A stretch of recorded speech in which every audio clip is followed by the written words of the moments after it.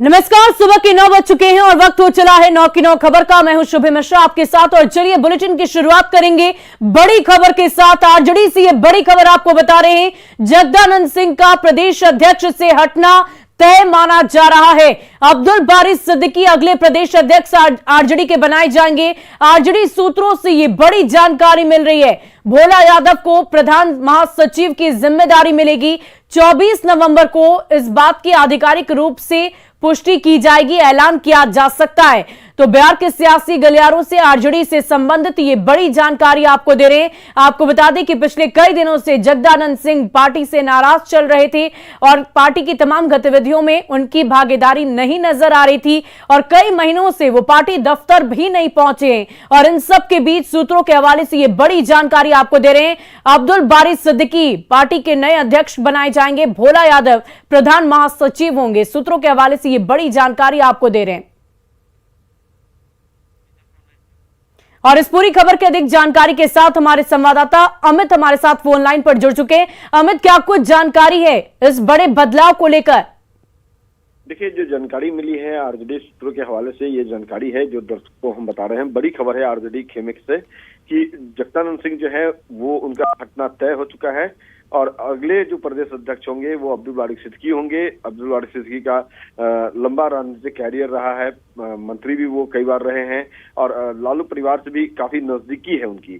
तो ऐसे में पहले तो दो नाम प्रमुखता से सामने आ रही थी, श्री चंद्र राम और अब्दुल बारी सिद्दीकी का, लेकिन अब ये तय हो चुका है कि अब्दुल बारी सिद्दीकी ही अगले प्रदेश अध्यक्ष होंगे और उनकी 2 बार मुलाकात भी लालू प्रसाद यादव से दिल्ली में हो चुकी है। और कल जब तेजस्वी यादव प्रदेश कार्यालय पहुंचे थे तो उस समय भी जो पार्टी कार्यालय से जुड़ा हुआ जो कामकाज है उसके संदर्भ में पूरी जानकारी तेजस्वी ने ली और जगदानंद सिंह ने किस तरह से बदलाव किया पार्टी के अंदर, अनुशासन कैसे उन्होंने कायम किया, ये तमाम चीजों को लेकर के अब्दुल बारी सिद्दीकी से उन्होंने बंद कमरे में बात की है। और हालांकि वो बात क्या हुई है ये फिलहाल सामने नहीं आई है, इस बात की पुख्ता जानकारी नहीं है, लेकिन हाँ ये जरूर जानकारी मिली है कि कार्यशैली कैसे और बेहतर आगे हो, इसको लेकर के अब्दुल बारी सिद्दीकी से उनकी बंद कमरे में बात हुई है। अमित, क्या प्रधान महासचिव के पद में भी बदलाव की खबर है? देखिए, बिल्कुल, चूंकि आलोक मेहता जो है वो मंत्री हो चुके हैं तो ऐसे में उनकी वो व्यस्तता उनकी बढ़ गई है। तो जो लालू प्रसाद यादव की बेहद खास बेहद करीबी भोला यादव जो है उन्हें प्रधान महासचिव का जिम्मा दिया जाएगा और अब 24 नवंबर को आधिकारिक तौर पे इसका ऐलान होगा, ये कहा जा रहा है आरजेडी सूत्रों के हवाले। लेकिन सबसे अहम बात है कि जगदानंद सिंह जो पिछले 47 दिन से लगभग 47 दिन से जो आरजेडी कार्यालय नहीं आ रहे थे, तो ये बातें काफी तेज हो चुकी थी कि अब वो वापस लौट के नहीं आएंगे। तो न्यूज 18 ने भी इस खबर को सबसे पहले बताया था दर्शकों को और अब न्यूज 18 की खबर पे एक तरह से कह सकती हैं कि मोहर लग चुकी है। अब्दुल बारी सिद्दीकी जो है अगले प्रदेश अध्यक्ष होंगे और भोला यादव जो है प्रधान महासचिव होंगे। जी, आप इस पूरी खबर पर नजर बनाए रखें, हम फिर आपसे जुड़ेंगे। बहुत बहुत शुक्रिया तमाम जानकारी के लिए। और चलिए बड़ी खबर आपको दरभंगा से भी बता दी, जहां कटा हुआ हाथ मिलने से इलाके में सनसनी मच गई है। कब्रिस्तान में कटा हुआ हाथ मिला। लहरिया सराय थाना क्षेत्र की ये पूरी घटना बताई जा रही है। यहाँ एक कब्रिस्तान में जब कुछ बच्चे खेल रहे थे, उसी क्रम में उन्हें कपड़े में लिपटा व्यक्ति का हाथ दिखा। हाथ को मिट्टी के नीचे दबाकर रखा गया था। स्थानीय लोगों ने इसकी सूचना पुलिस को दी। पुलिस फिलहाल इस पूरे मामले की जांच में जुट गई है। ये तस्वीरें आप देख पा रहे होंगे किस प्रकार से इस कपड़े में लिपटा हुआ एक व्यक्ति का शव हाथ मिला है, कटा हुआ हाथ मिला है, जिसकी सूचना स्थानीय लोगों ने पुलिस को दी और उसके बाद से पुलिस आगे की कार्रवाई कर रही है। ये मतलब ये आगे अंदर में मतलब फेंका हुआ था गमछा में लपेट करके। मतलब किस स्थान पर? कब्रिस्तान के पश्चिम के साइड में मतलब फेंका हुआ था। हमने सुबह 8 बजे उसको देखा था जी। फिर उसको हमने 9 बजे जाने लगे लौट के, तो कबर पे मिट्टी चढ़ा रहा था, उसको बुला के हमने कहा इस पे मिट्टी डाल दो। वो मिट्टी डाल दिया, वो भी चला गया। तो ऐसे में अब न्यूज 18 पूछता है सवाल कि आखिर ये कटा हुआ हाथ कहां से आया, किसने फेंका ये कटा हुआ हाथ कब्रिस्तान में? क्या किसी की हत्या कर इसे काट कर फेंक दिया गया है? ये तमाम सवाल उठने लाजमी हैं क्योंकि कब्रिस्तान में ऐसे ये कटा हुआ हाथ मिला। और इस पूरी खबर की अधिक जानकारी के साथ हमारे संवाददाता विपिन हमारे साथ फोन लाइन पर जुड़ चुके। क्या कुछ जानकारी मिल पा रही है और किस दिशा में अब पुलिस की जांच जो है वो आगे बढ़ रही है विपिन, क्योंकि जिस तरीके से ये कटा हुआ हाथ मिल रहा है इससे में सवाल कई है कि क्या वाकई किसी की हत्या कर इसे फेंका गया। जी बता दूं कि जो हाथ मिलने के बाद सवाल कई खड़े हो गए हैं, लेकिन जवाब अभी तक पुलिस की तरफ से नहीं आ रहा है। लगातार पुलिस से संपर्क करने की कोशिश की जा रही है, लेकिन कोई भी पुलिस अधिकारी फोन तक नहीं उठा रहे हैं। लेकिन इलाके में कहे तो तरह तरह की चर्चाएं का बाजार गर्म है। लोगों में कई तरह की आशंकाएं इस तरह से हाथ मिलने के बाद लोगों में चर्चा है, जिसको लेकर पुलिस पदाधिकारी ही कुछ बता पाएंगे। लेकिन अभी पुलिस के कोई पदाधिकारी फोन तक नहीं उठा रहे हैं। जी बहुत बहुत शुक्रिया विपिन हमारे साथ जुड़ने के लिए। और नालंदा से बड़ी खबर आपको बता दें, जहां बोरी में कटा हुआ हाथ और पैर दोनों मिला है।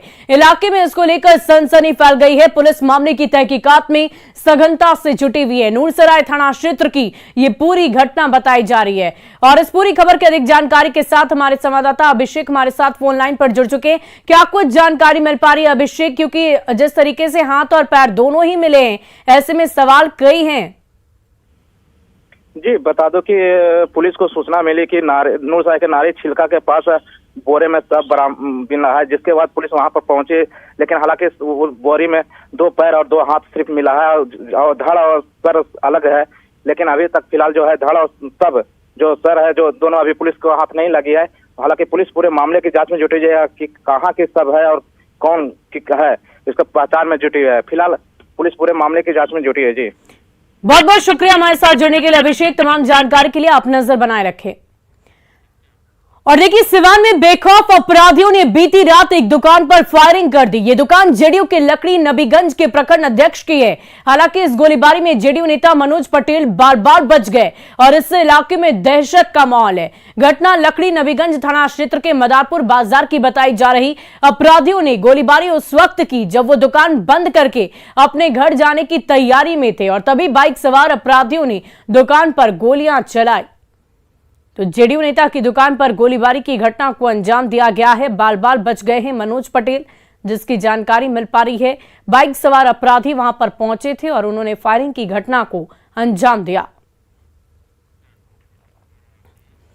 और अगली खबर नवादा से है, जहां भूमि विवाद में एक व्यक्ति की गोली मारकर हत्या कर दी गई है। घटना रजौली थाना क्षेत्र के बहादुरपुर गांव की बताई जा रही। मृतक की पहचान उदय यादव उर्फ साहिब के रूप में की गई है। परिजनों ने बताया कि उनके गोतिया नरेश यादव से जमीन का विवाद कई वर्षों से चल रहा था।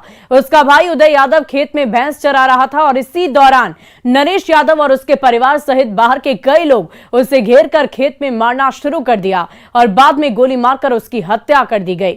उसे बचाने के लिए गए उसके भतीजे को भी बुरी तरह से पीटकर जख्मी कर दिया गया, जिसे डॉक्टरों ने पटना रेफर कर दिया है। फिलहाल पुलिस ने शव को अपने कब्जे में लेकर पोस्टमार्टम के लिए सदर अस्पताल भेजा है। आज के दिन उन लोग इधर से घेर लिया और कुछ बाइली आदमी लेके आया उसका लड़का और वही गोली चला दिया। से कनपट्टी में गिर गया। गिरने के बाद से रड उड़ से छुटा दिया और घायल भी हैं लोग। एक का गोली मारा, उसका माथा ऊपर से निकल गया। तो कहाँ भर्ती है? हुआ वो पटना चला गया, रेफर कर दिया। यहाँ से नवादा आया, रजौली नवादा से रेफर कर दिया। और देखिए, बेगूसराय में अपराधी बेखौफ हैं। ताजा मामला फुलवरिया थाना क्षेत्र का है, जहां तारा अड्डा के राजेश राम के साथ मारपीट की गई है। पीड़ित ने यह आरोप लगाया है कि मुकदमा उठाने को लेकर उसके साथ मारपीट की गई और जब वो मारपीट की शिकायत करने थाने पहुंचा तो पुलिस ने उसे वहां से भगा दिया। आप तस्वीरों में खुद देख सकते हैं किस तरह अपराधियों ने मारपीट की है। गवाहों ने बताया कि अपराधियों ने पीड़ित की दुकान और घर पर भी हमला किया है। इतना ही नहीं, घर की महिलाओं के साथ छेड़खानी की गई और अब जान से मारने तक की धमकी दी जा रही है। पीड़ित पक्ष ने बेगूसराय के एसपी योगेंद्र कुमार से मिलकर जानमाल की सुरक्षा और न्याय की गुहार लगाई है।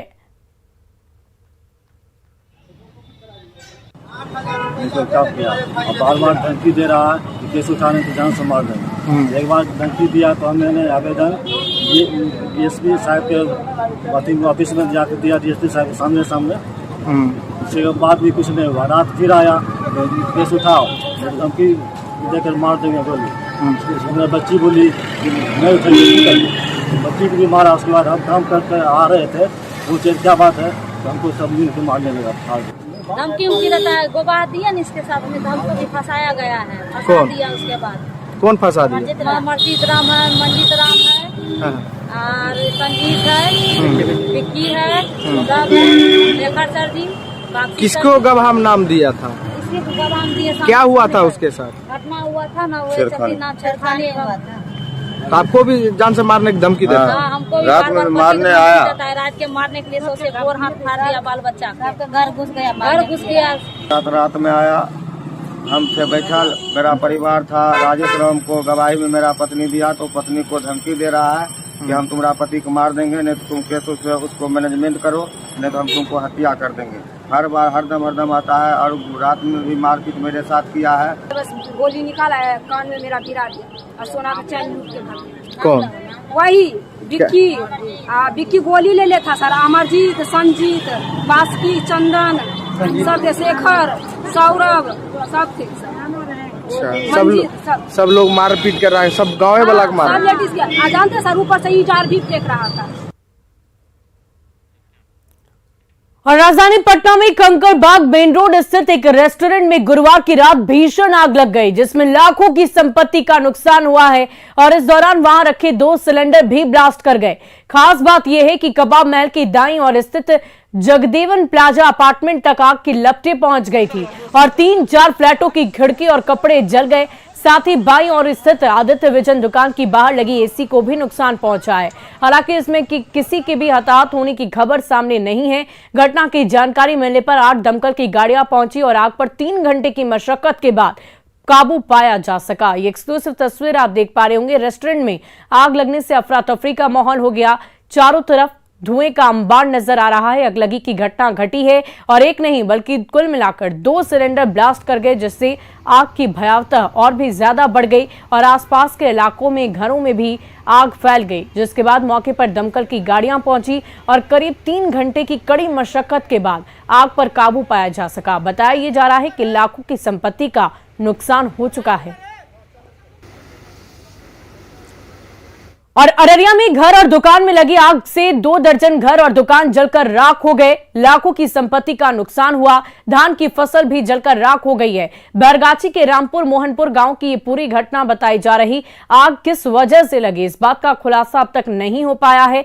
आग पर काबू पा लिया गया है। ये तस्वीरें हम आपको दिखा रहे हैं। धान की फसल भी जलकर राख हो गई है। बैरगाछी के रामपुर मोहनपुर गांव की ये पूरी घटना बताई जा रही है। आग की भयावहता आप इस तस्वीरों को देखकर अंदाजा लगा सकते हैं कि आग कितनी भयावह थी। लगातार कोशिश चलती रही और कड़ी मशक्कत के बाद यह आग पर काबू पाया जा सका है। 2 दर्जन घर और दुकान जलकर राख हो गए। लाखों की संपत्ति का नुकसान हुआ। और समस्तीपुर से आपको बड़ी खबर बता दें, जहां वन विभाग की बड़ी कार्रवाई देखने को मिली है। पूजा की दुकान में छापेमारी की गई। मारवाड़ी बाजार में ये दुकान स्थित है। जानवरों के खाल बरामद किए गए हैं। दुकान के मालिक और कर्मचारी को अरेस्ट कर लिया गया है। दुकान से बाघ, हिरण, भालू समेत कई वन्य जीवों के खाल, कछुए की खोपड़ी, बाघ का नाखून, हाथी के दांत के टुकड़े, सियारी सिंग, उल्लू का नाखून, 12 सिंगा गो का लिंग, हिरण की नाभि और कस्तूरी बरामद किए गए हैं। तो ये बड़ी जानकारी आपको दे रहे हैं। दुकान के मालिक और कर्मचारी को अरेस्ट कर लिया गया है और आगे की कार्रवाई की जा रही है। वन विभाग की तरफ से ये बड़ी कार्रवाई।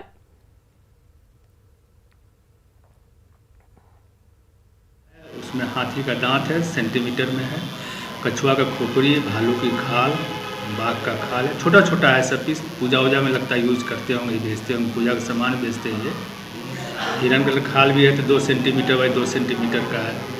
बाघ का नाखून है 2 सेंटीमीटर बाई 4 सेंटीमीटर का है। उल्लू का नाखून कह रहा है, गोह का लिंग है, हिरण का नाभि है, बरसिंगा है। ये सब सामान मिला है, लेकिन ये सब सामान एक्चुअल में सही है कि नहीं है, इसकी जांच के लिए हम लोग इसको कलकत्ता भेजेंगे। और अगली खबर भागलपुर से है, जहां मधुसूदनपुर थाना क्षेत्र के भतोड़िया गांव में ट्रैक्टर से डीजल चोरी को लेकर 2 पक्षों में जमकर मारपीट हुई। दोनों तरफ से जमकर लाठी डंडे चले और पथराव भी हुआ, जिसमें दोनों तरफ से आधा दर्जन लोग जख्मी हो गए। घटना की सूचना मिलते ही मौके पर पहुंची पुलिस ने घायलों को इलाज के लिए रेफरल अस्पताल में भर्ती कराया, जहां से डॉक्टरों ने 2 लोगों की गंभीर स्थिति को देखते हुए भागलपुर JLNM CH रेफर कर दिया है। घटना को लेकर बताया बताया ये जा रहा है कि भतोड़िया गांव निवासी संजीव कुमार के ट्रैक्टर से रुपेश कुमार डीजल चोरी कर लिया करता था, जिसका विरोध करने पर रुपेश अपने घर वालों के साथ लाठी डंडे से संजीव कुमार पर हमला कर दिया, जिसके बाद दोनों पक्षों में जमकर मारपीट हुई। और अगली खबर मुजफ्फरपुर से है, जहां सदर थाना क्षेत्र के भगवानपुर के प्रभात नगर में आरपीएफ और सीआईबी और विजिलेंस की टीम ने संयुक्त कार्रवाई कर बरौनी के पास गरहरा वर्कशॉप से चोरी हुए 13 बोरा रेलवे के इंजन पार्ट्स को बरामद किया, जिसकी कीमत करीब 30 लाख रुपए बताई जा रही। मामले में टीम ने 2 आरोपियों को गिरफ्तार कर लिया है और आगे जांच की प्रक्रिया लगातार जारी है। में कुछ इंजन के पुर्जों की चोरी हुई थी, उसी चोरी में केस हुआ था, जिसमें कबाड़ी पकड़ा गया था, रिसीवर, उसने यहाँ माल बेचा था, उसी के निशानदेही पर माल की बरामद। इसमें कितने लोगों की अरेस्टिंग है सर? अभी तो सर 2 आदमी, बाकी और आदमी जेल जाते। सामान सारा रिकवर हो गया है? हाँ, लगभग अभी कुछ सामान है बच गई है सर। मैंने अरेस्टिंग कितने लोगों की कुल हो चुके हैं अभी यहाँ से? यहाँ 2 आदमी। यहाँ से 2 आदमी सर। वहीं बोकारो के सेक्टर 6 थाना क्षेत्र में वेदांता केयर फील्ड हॉस्पिटल से चोरों ने कॉपर पाइपलाइन चोरी कर ली, जिससे अस्पताल में गैस की आपूर्ति ठप हो गई। सिक्योरिटी में तैनात होमगार्ड के जवान विजय चौधरी को बसे पहले चोरी का पता चला। अस्पताल प्रबंधन की गुहार पर बोकारो पुलिस पाइप चोरों की तलाश कर रही है। सर ये ऑक्सीजन प्लांट से लेकर जो कॉपर वाला जितना था वहाँ से पूरा साइड बार नीचे 4 गो रूम है और ऊपर में 1 रूम है और उसके बाद पूरा बरांडा जितना भी है वो टोटल कॉपर काट लिया गया। मेरा ड्यूटी ए शिफ्ट में था 6 बजे से 2 बजे तक। जब हम कल सवेरे आए तब देखे खिड़की पीछे से टूटा हुआ है, तो हम साहब को फोन किए, अपना कंट्रोल रूम में फोन किए, प्रेम शंकर सर को फोन किए, सब आदमी आए, थाना सूचित किए। और परिवहन सचिव के निर्देश पर कल पूरे झारखंड में दूसरे प्रदेशों में जाने वाली बसों की जांच की गई। बोकारो में डीटीओ ने बोकारो बस स्टैंड पहुंचकर कोलकाता और बिहार जाने वाली बसों की कागजात की जांच की और इस दौरान टैक्स, फिटनेस परमिट सहित दूसरे कागजातों की जांच की गई। बोकारो बस स्टैंड में 26 बसों की जांच में 9 बसों को जब्त कर लिया गया है। जिला परिवहन पदाधिकारी ने बस संचालकों को सभी कागजातों की जांच कराकर जुर्माना भरवाने की बात कही है। उन्होंने कहा कि 1 हफ्ते के अंदर अगर कागजातों की जांच कराने बस मालिक नहीं पहुंचते हैं तो उन सभी बसों को ब्लैक लिस्टेड कर दिया जाएगा। में और हम लोग बस का जो भी डॉक्यूमेंटेशन है, टैक्स है, फिटनेस है, परमिट है, पोल्यूशन है, रूट है और अदर स्टेट की जो बसें चलती है वो सब का हम लोग अभी चेक किए हैं। 26 बसों का हम लोगों ने चेकिंग किया, जिसमें 9 बस का हम लोगों ने सीजर काटा है, जो मोटर वाहन अधिनियम टैक्सेशन एक्ट के तहत उल्लंघन में उन लोगों का सीजर काट के दिया गया है। अब अपना वो कागजात दिखाएंगे और चालान कटाएंगे, अन्यथा उन गाड़ियों को 1 हफ्ते के बाद ब्लैक लिस्टेड कर दिया जाएगा। और राजधानी रांची में एक बार फिर बड़े पैमाने पर अफीम की खेती शुरू कर दी गई है। इसकी खबर पुलिस से लेकर नारकोटिक्स विभाग तक को है, फिर भी नशे की पौधे बेरोक टोक के फल फूल रहे हैं।